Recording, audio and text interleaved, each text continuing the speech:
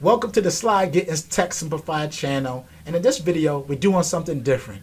I'm taking in a question from one of the audience members, and they told me they want to know some tips on how they can make an impact while they're in college, so when they are graduating they have a job waiting for them. So what skills could they implement today to move them a little bit forward? So stay locked in to the end of this video.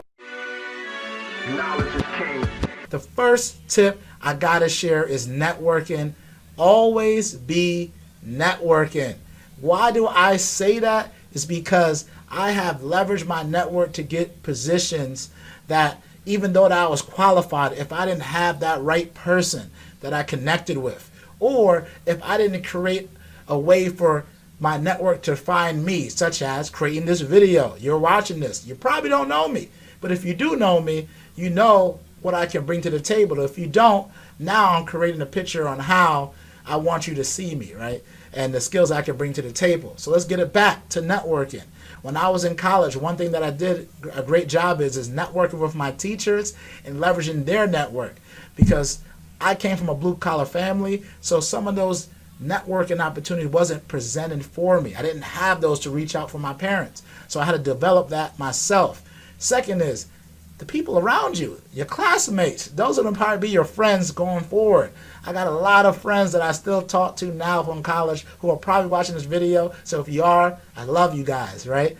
So then the next thing is where I did a better job is, for me, I joined a lot of organizations within the University of Buffalo. I was VP of Technology for the American Marketing Association. I was a member of the Information Technology Association. Something I wish I would have done is, why didn't I network with other schools in the area? Those kids, the people are high performing there, and make relationships, because some of those people are in the management roles, or they're in the areas where I need to thrive in, and I didn't create a relationship with them then, so I'm making one now. Now with COVID-19, some of those things that I said might not be possible. So what can you do now?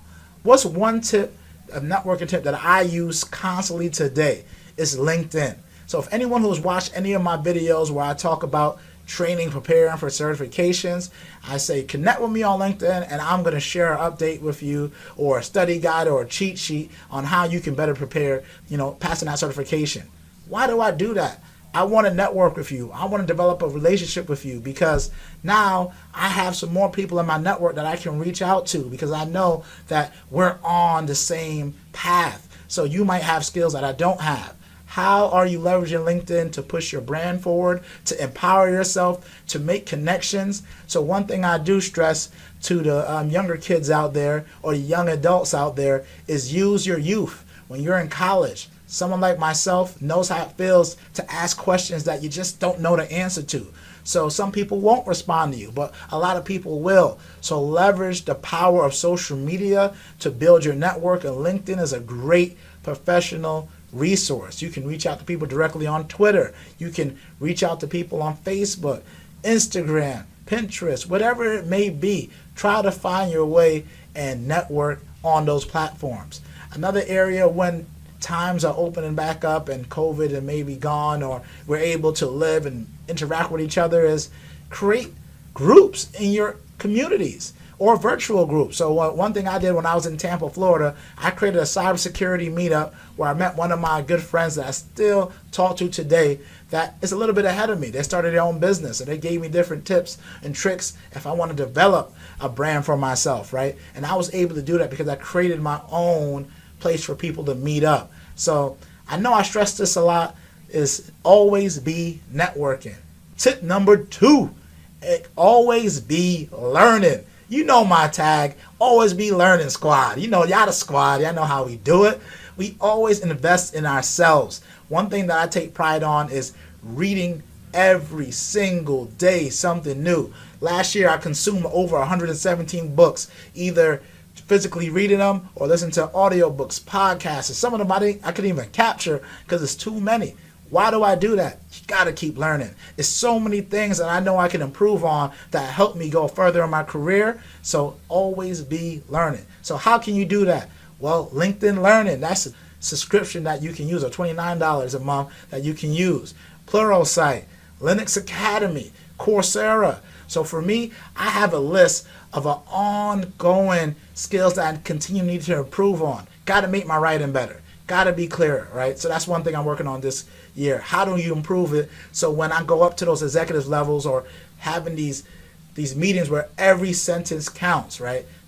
You know, how can I have that? How can I articulate my thoughts even better than I do today? So that's the kind of the goal that that's one thing I'm working on. So I have a benchmark of things that I know I do well, but it's also imperative to have areas that you need to work on.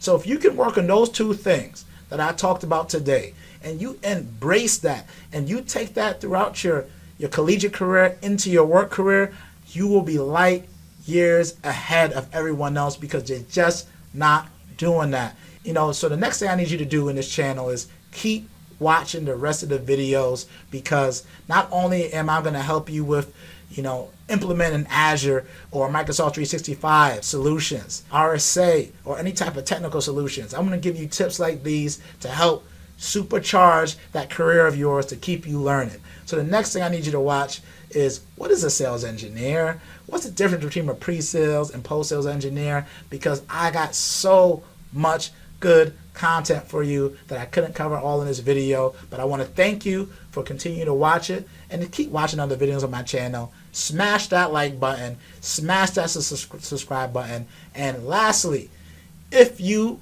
love this video, let me know in the comments.